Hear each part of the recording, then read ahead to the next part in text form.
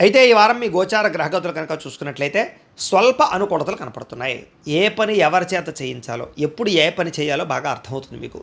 భార్య యొక్క సహకారం భర్తకి, భర్త యొక్క సహకారం భార్యకి చక్కగా లభిస్తాయి. పరువుకి, ప్రతిష్టతకి, గౌరవానికి ఎక్కువ ప్రాధాన్యత ఇస్తారు. ఎలాంటి కష్టాలు వచ్చినా సరే తట్టుకుని ఎదరికి వెళ్ళగలుగుతారు.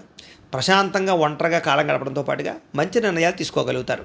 కొత్త విషయాలు తెలుసుకోవాలన్న తపన చాలా బ్రహ్మాండంగా పెరుగుతుంది. స్త్రీ పురుష వ్యామోహాలు మాత్రం బాగా ఎక్కువైపోతున్నాయి కాబట్టి వ్యామోహాల విషయంలో జాగ్రత్త. వివాహేతర సంబంధాల జోలికి వెళ్ళకండి. ఇక వృత్తిపరంగా, ఉద్యోగపరంగా, వ్యవహారపరంగా మంచి అవకాశాలు అయితే మీకు రాబోతున్నాయి కాబట్టి వాటిని చక్కగా అందిపుచ్చుకునే ప్రయత్నం చేస్తారు. మీ టాలెంటు, మీ సామర్థ్యము, మీ స్కిల్స్ నిరూపించుకోవడానికి కృషి చేయడం ద్వారా ఆర్థిక ప్రగతిని పొందగలుగుతారు. వివాహం కాని స్త్రీ పురుషులకి అప్రయత్న కార్యసిద్ధి, వివాహానుకూలతలు కనపడుతున్నాయి. ప్రేమించిన వాళ్ళతో వివాహానుకూలతలు ఉన్నాయి. అనేక రకాల సమస్యల నుంచి బయటపడడంతో పాటుగా రాజకీయ నాయకులకి అనేక రకాల సమస్యలు పరిష్కారం కనపడుతోంది. విలువైనటువంటి వస్తువులు కానీ, బహుమతులు కానీ, ఆభరణాలు కానీ పొందుకునే అవకాశం కనపడుతోంది. ఆర్థికంగా ఎదగడానికి కూడా మంచి అవకాశాలు మీకు రాబోతున్నాయి. వ్యాపార పరంగా కూడా వ్యాపారాన్ని విస్తరించడంతో పాటుగా వ్యాపారంలో తప్పులను సరిదిద్దుకునే ప్రయత్నం చేస్తారు.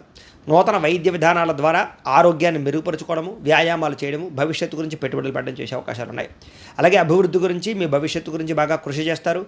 విశేషంగా ధనాన్ని సంపాదించే ప్రయత్నం చేయగలుగుతారు. అనారోగ్య సమస్యల నుంచి బయటపడగలుగుతారని చెప్పచ్చు. మీ మీద మీకు నమ్మకం, విశ్వాసం బాగా పెరుగుతాయి. వృత్తిపరంగా, ఉద్యోగపరంగా, వ్యవహారపరంగా ఎటువంటి ఒడిదుడుకులు ఉన్నా సరే తొందరగా వాటి నుంచి అధిగమించుకోగలుగుతారు. మంచి స్థాయికి అయితే వెళ్ళగలుగుతారు.